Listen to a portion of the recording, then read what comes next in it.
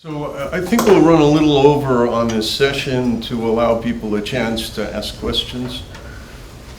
Okay, so first let me start by saying that I do know the difference between Sunni and Shiism, and that there's at least a dozen different kinds of Shia when you don't even count the Bohras. With that said, I think that there's a failure to understand the role of ideology as Mark Sageman explained. A good number of people who are members of terrorist organizations acquire the ideology only after they join. There are, and this goes across a range, and in fact, there's someone in the room who's interviewed far more terrorists than I have, but who could corroborate this, that across a vast majority of Islamists, non-Islamists, nationalists, anti-colonial, and so on, you have people who join movements for a variety of reasons and acquire the ideology only afterwards. So I think that part of what Mark is saying is that it's not that I have an extreme devotion to a particular cause and I seek out membership in the cause. I may seek out membership in a variety of movements for various push and pull reasons. The pull reasons are very poorly understood. So I did want to, although I'm loath to come to Mark's defense at any moment, but in fairness, to say Mark Sageman doesn't know his history, you don't know Mark Sageman. So that's the first thing. The second thing is with regard to the CVE. So I was there in February, and I can tell you that although Can you tell us what CVE is? Sorry, for countering violent extremism, as Dr. Vail mentioned, although the press was really pushing the president to say Islamic, like countering violent Islamic extremism, the fact remains is that the vast majority of terrorist attacks that have occurred in this country since 9/11 are not Islamic.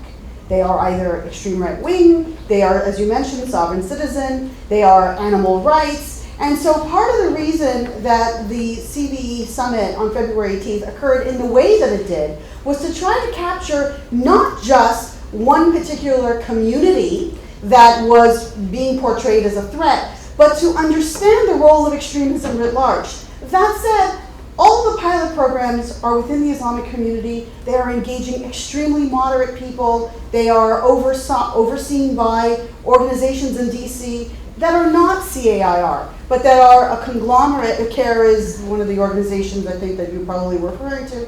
They are overseen by Mufaloon or other groups that are genuinely moderate. And so I think part of the problem is that depending on how you receive your information and depending on where that information is coming from may dilute what you understand as CVE. So that was just sort of the one point. I did have a small question for Cole.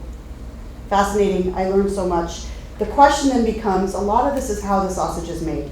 How many actual recruits to global Salafi movements know a fraction about what the order of the apocalypse is? How much do they genuinely know about the Mahdi? Like, at a certain point, are we engaged in an intellectual exercise as academics that the individual level recruit, again, may only acquire after they join?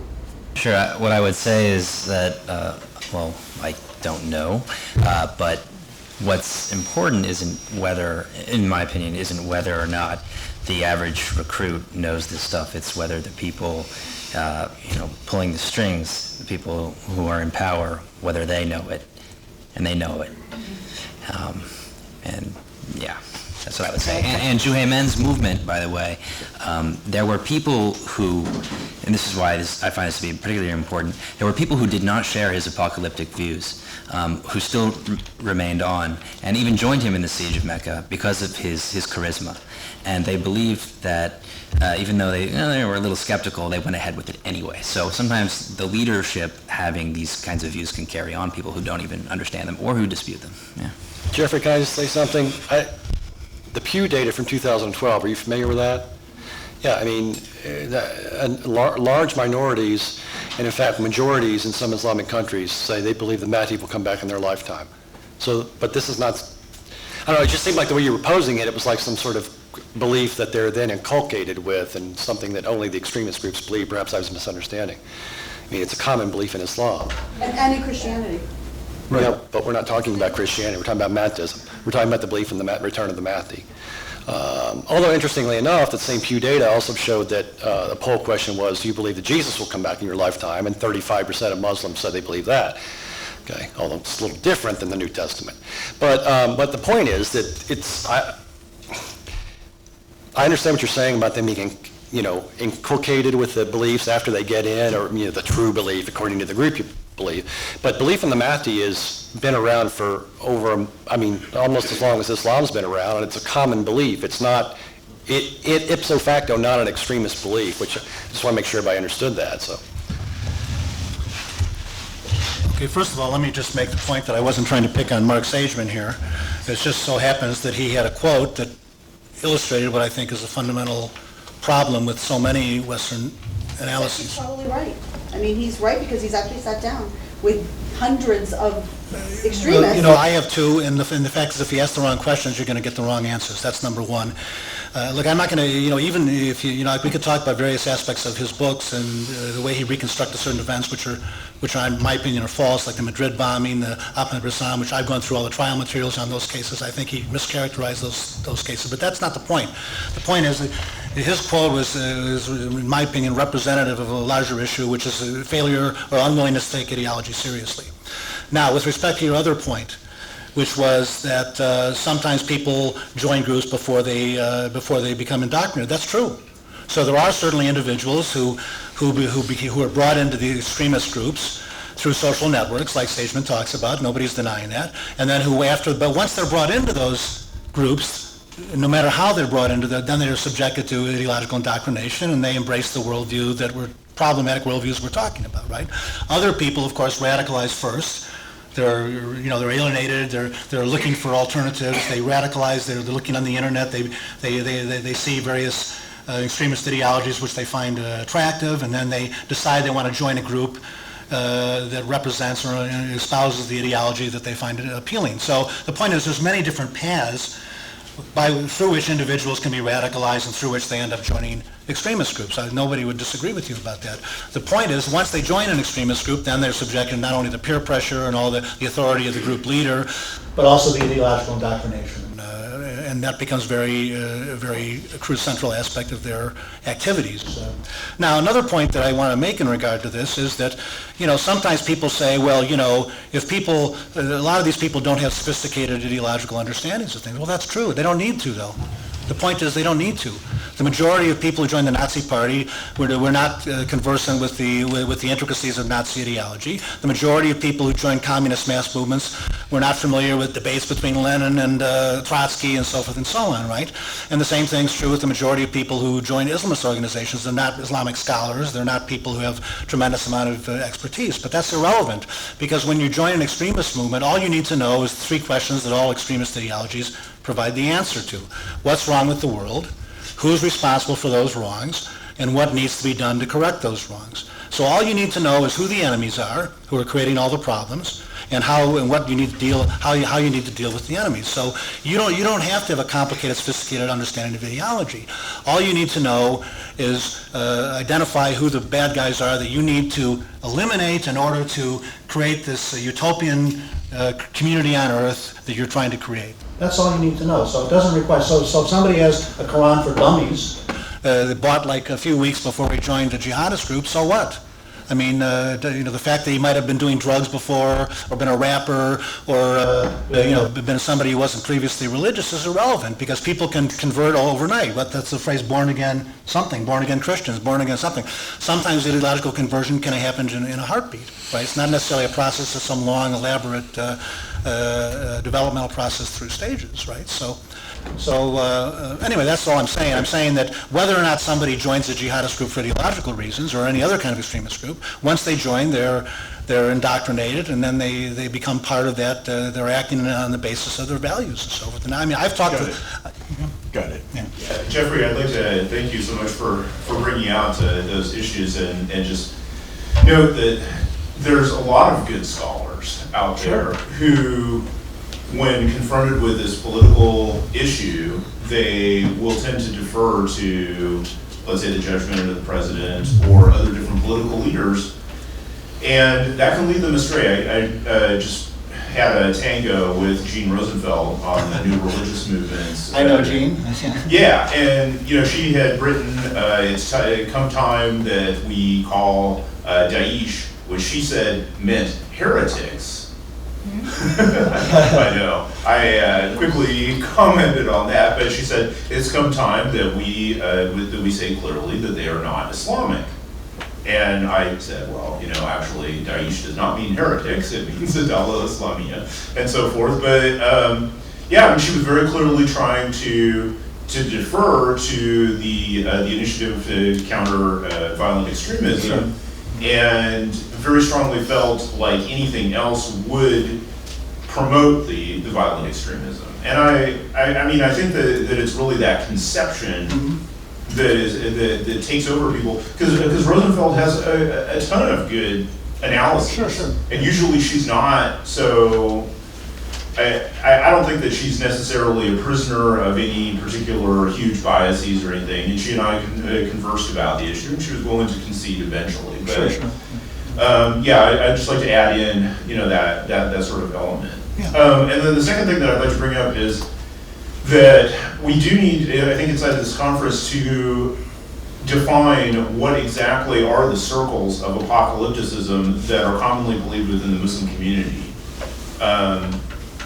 And, you know, some of the traditions that like Cole was mentioning, or others have mentioned, are very commonly believed. Other ones, like about the political role of the Mahdi, are much more questionable. They're coming from weak traditions. Sometimes they're accepted, sometimes for political purposes, sometimes because they're convenient. And so I do think that we need to establish who exactly is going to believe what. But those things like about the Dajjal, about Gog and Magog, about the barefoot, naked shepherds and so forth. You can find those things in very common tradition collections, and they really are commonly believed. And all of a sudden, when you're confronting Muslim students with them, they'll say, yeah, you know, those things are happening in our own lifetime. Then when you say, well, you know, that's actually being used quite significantly by ISIS, then all of a sudden they'll, oh, whoa, I don't want to go there anymore. Sure. So yeah, so I do think that we should isolate what exactly is being commonly accepted, what's going to be useful for a radical movement, and then what's going to be finally peripheral. Okay, I'd like to make a comment and then I have a question. The comment is on the topic of recruits who join extremist movements without already understanding the ideology. And I point out that this is one of the fundamental characteristics of totalitarian movements. And the great writer on this topic is the philosopher Sidney Hook, who identified the phenomena in the 1930s. When someone joins the Communist Party in the era of Stalin, it's precisely because that person does not understand the ideology. It's not that the person is misled about the ideology, it's that the person believes, the recruit believes, that the ideology is so profound, is so deep, so philosophically acute, that an ordinary person like myself, who's just joined the party, cannot possibly understand it. But in the Central Committee of the Soviet Communist Party, they understand it. And the reason I joined the party is to submit to their authority.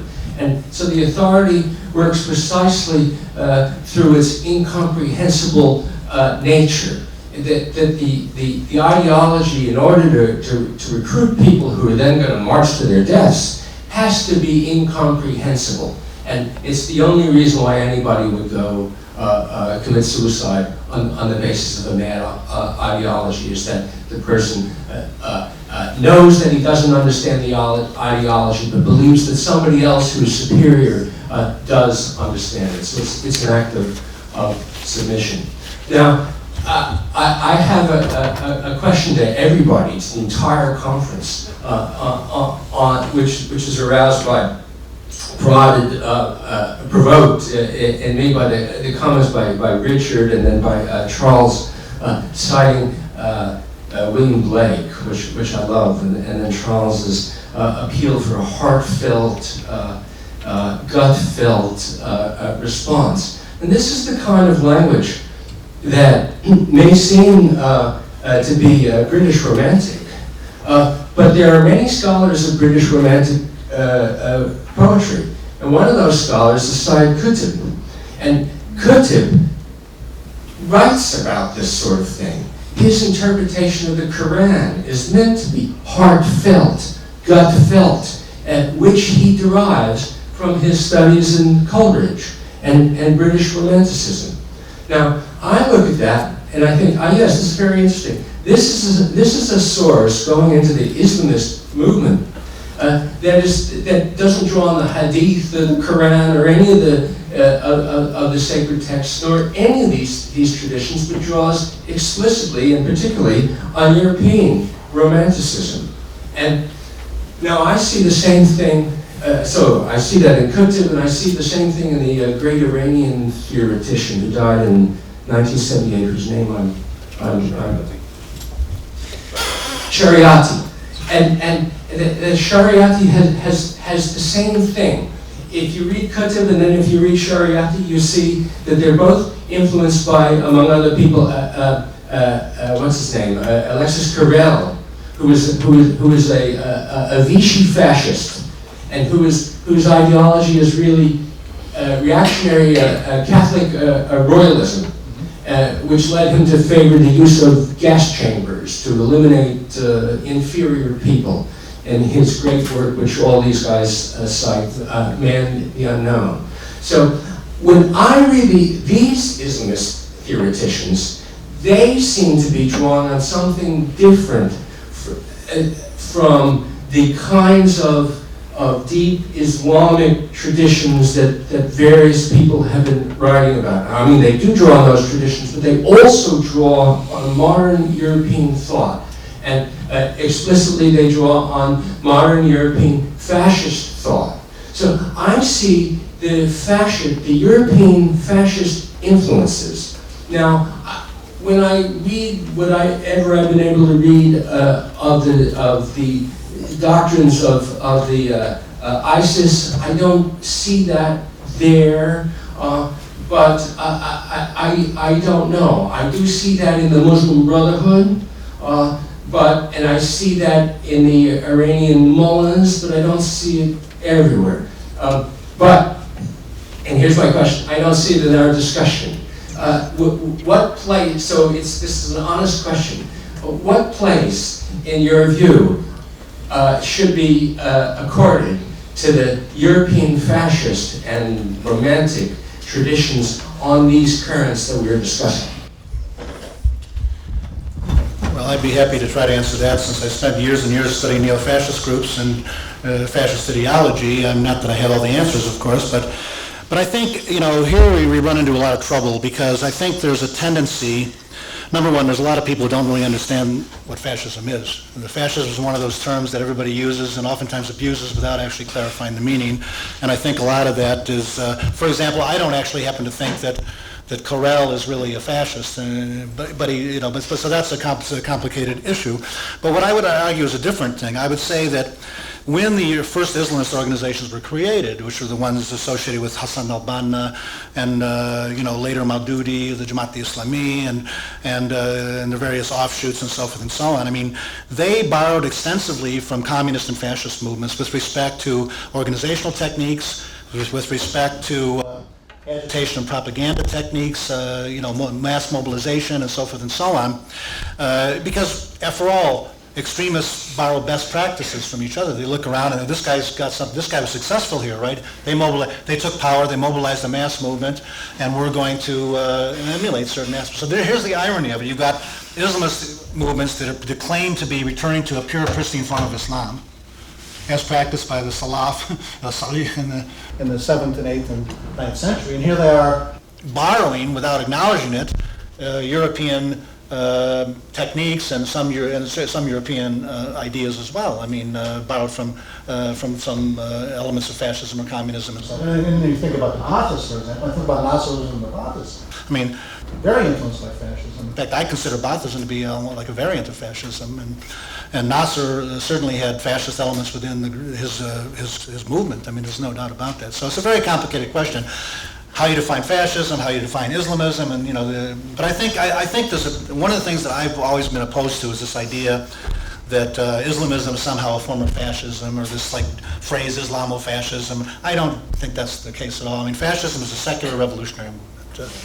It's a utopian revolutionary movement. The clerical fascism is a weird variant that some people would argue is not really fascist, and so I think it's just a mistake to view an essentially theological movement to see that through the prism of fascism. But having said that, I don't deny the influence of certain European intellectuals on the right and the left in the Islamist movements. I think if we were having this discussion 40 years ago, or even 20 years ago, that the relevance of European thought would have been much greater. Yeah. And so people like Sayyid Qutb and Ali Shariati were really products of their time, and they were reading Europeans, and a lot of their ideas are obviously Western in origin. But if you look at the development of particularly Sunni Islamism, or the jihadi variant of Sunni Islamism, it starts with Al-Qaeda is something that isn't exactly sectarian. The Shia aren't something that Osama bin Laden is talking about very often. But when it becomes more about the Salafi theology, it puts behind a lot of these European ideas and influences. Well, maybe the influences are there, but they're not apparent. So I tend to think that it's probably more important to understand, something like the theological background of somebody like Juhayman al-Taibi and his movement than it is the Muslim Brotherhood in the 1960s, if we want to understand ISIS today. Timothy? Well, I just want to say you don't have a whole lot of recourse to fascism when you're talking about pre-modern Mahdist movements against the Ottomans. So you have to find another way to explain them. So. I'd like to add one point here. It was a question that I wanted to ask. I think it was Jeffrey who alluded to, commonalities between the French Revolution and this as a sort of social science take. I will plead guilty. In my book, I argue that, in fact, the French Revolution was a millennial movement, that the terror is to be understood as a reaction to the failure of you call them utopian is just secular millennial as far as I'm concerned, the disappointment with the expectations and the turn from a sense that now that we've gotten rid of the evil in the world, which is inequality before the law, and we've established this regime of equality, that spontaneously the new citizen will arise. And when it turns out that the new citizen is as corrupt as the old citizen, you move towards this reign of terror in which you try and sort of carve out the society. So I would say that one of the important ways to look at this, and I think one of the things that millennial studies brings to this, is it's not necessarily so much the specifics, although, in a sense, that's the language, the specifics is the language being used, but the meta-language is one of this tremendous hope and expectation, what Charles was talking about, this gut feeling that we know what evil is, we're going to destroy evil, and we're going to bring redemption to all of mankind, that really produces a similar dynamic across the boards. So I don't see associating the French Revolution with Mahdism as necessarily a mistaken way of looking at these matters. Well, there are secular millennial movements and there's religious millennial Right. movements. So, I mean, I don't disagree with you about that. But one other thing you mentioned, Paul, you thought you were quoting Sidney Hook about the fact that people who join these totalitarian ideological movements, don't understand the thing, and they look to others to sort of explain everything to them. Yeah, but I mean, there's two things. One is they join these movements because these movements promise like a transformation of the world. They promise a transformation of the world. You're going to be involved in a heroic struggle to transform the world and to destroy the evil forces and the corruption in the world. That's the appeal of extremist theological movements. So people join these causes. Wow, here I am, part of this amazing cause, fighting the good fight. We're going to transform, eliminate evil in the world and make the world a righteous place. And so it's a grand struggle that you're participating in as opposed to your normal, mundane, crappy life, right? So it's an attractive thing in and of itself to join something that's, a world transformative movement. But you don't need to understand the intricacies of the ideology. You just need to understand the dumbed down version of the ideology. That's all that the rank and file of these movements need to understand. They don't need to understand all the complex theological disputation at the top or the complex ideological disputes between Marxist theorists. But they do need to understand the basic aspects of Marxism. The class enemy is the enemy. The bourgeoisie is the enemy. The proletariat has to rise up and destroy the bourgeoisie. And once the bourgeoisie is destroyed, we can create a classless society free of injustice and so forth and so on. That's what you need to understand. And the same thing with the Islamists. They don't need to understand the complexity. They just need to understand the basics. So you're saying we need a millennialism for dummies? I'm going to try to line this arc up with a question that somebody, hopefully on the panel, can actually answer. Richard with Phyllis Chesler recently used the term déformation professionnelle to describe the sort of mindset amongst academics that they will not allow themselves or are unable to discuss the force of ideology and belief by the people who are motivated by ideology and belief. Right. And this kind of outgrowth of Western materialism who just can no longer accept as intellectually valid the possibility that religion might really matter. Mm-hmm. So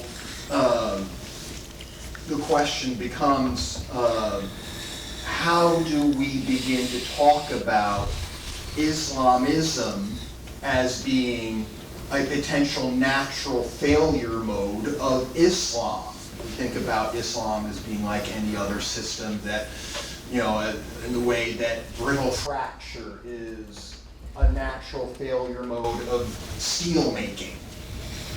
Thank you. Can I just say something briefly on that? Yeah, sure.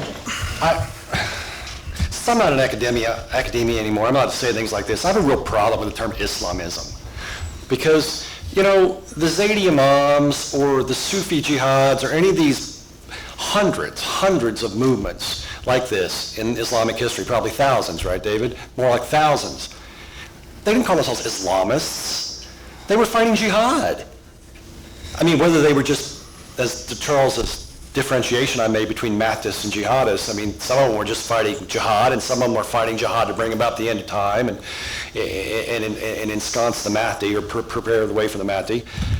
So, when we talk about Islamism, we act like it's some sort of perhaps I'm misunderstanding, but I tend to see it the way a lot of scholars, a lot of people use it, as some sort of perversion of Islam. The political Islam is some sort of perversion of Islam. Islam is political. Isn't it? Islam is political. The perversion of Islam is Islam that's not political.